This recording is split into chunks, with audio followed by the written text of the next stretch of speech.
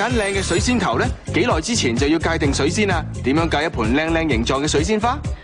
歡迎收睇《都市閒情》。距離咧大年初一咧就仲有大約20日到啦。咁係時候咧要界呢一個水仙頭噶咯噃。咁今日咧我哋請嚟咧就係花藝導師咧就係李寶琪啊 Peggy 咧同大家咧教下大家咧點樣去界呢個水仙頭嘅。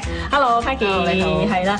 咁啊即係嗱2月3號咧就係大年初一啦。咁應該幾多號開始要界呢個水仙頭咧？通常我哋預翻年初一之前大概21日到啦。係啦。咁我哋就需要界水仙嘅。咁即係呢個禮拜要。呢個星期係正佢好時間嘅。哦，係咁，但係點樣揀一個靚嘅水仙頭咧？即係希望嗰啲水仙出嚟咧又壯啦，又多冧㗎啦。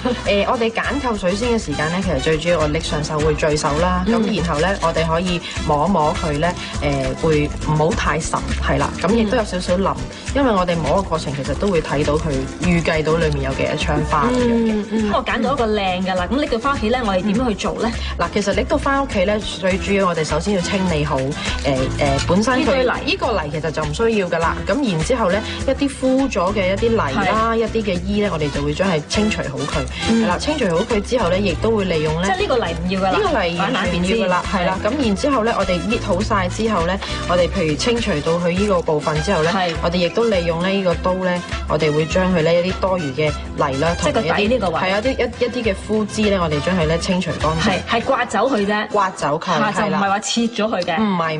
咁因為其實你都要留意翻咧，佢本身有好多嘅花芽㗎，其實出嚟就會係一啲根，咁所以我哋咧要小心唔好刮。嗰啲花芽我見到係一粒咁樣。係啦，咁出嚟就會係稍後落嚟嗰啲根嚟嘅。係，只係清走啲泥嘅啫。清走啲泥係啦，咁然之後咧，我哋咧就會咧可以開始界嘅。係，咁但係應該落嗰個刀係邊個位置咧？嗱，落嗰個刀位置咧，其實我哋首先咧揾隻手去摸一摸佢，捏一捏，係啦，捏一捏佢，發覺咧有啲位置咧比較硬嘅，硬嘅旁邊咧有啲軟嘅位置，其實我哋就可以落刀。咁落刀嘅時候要留意咧，就係我哋個刀咧利嘅位置係較平嘅地方，係啦，就千祈唔好。即係同我哋平時用嗰啲餐刀啱啱調轉嘅。係啦，啱啱調轉嘅。咁我哋落刀嘅時間咧，譬如我哋已經決定咗落刀嘅地方咧，我哋就會喺呢個底部分咧開始。即係而家你摸到係呢個位啦。係啦，係啦。咁我哋落嘅時間咧就慢慢咧，我哋就會小心啲，唔好太過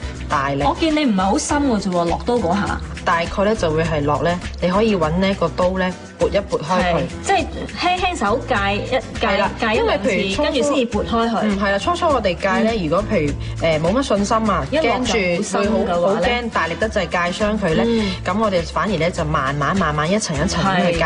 咁通常咧就界翻咧大概3至4層度。咁我哋可以揾把刀咧撥一撥開佢，係啦，撥一撥開佢睇到大概你數一數咧，好似洋葱咁樣，3至4層咧，咁已經係夠㗎啦。就一定要界到上頂。係，但你撥開其實都係輕輕咁樣撥啫喎，即係唔可以撥到，撥一撥開佢。啱啱有條罅咁樣睇。係啊，因為佢浸咗落水之後咧，其實就會抹開咗。係啦，咁但係呢個時間我哋希望咧了解清楚係咪真係界夠深啦，咁我哋就可以撥一撥開。咁通常一個水仙頭可以界到幾多刀度咧？通常預計翻，因為每一個水仙頭佢本身咧有唔同嘅，咁你預計翻其實都3至4刀係都必須嘅。係3至4刀就係好似類似呢個都係用咗4刀。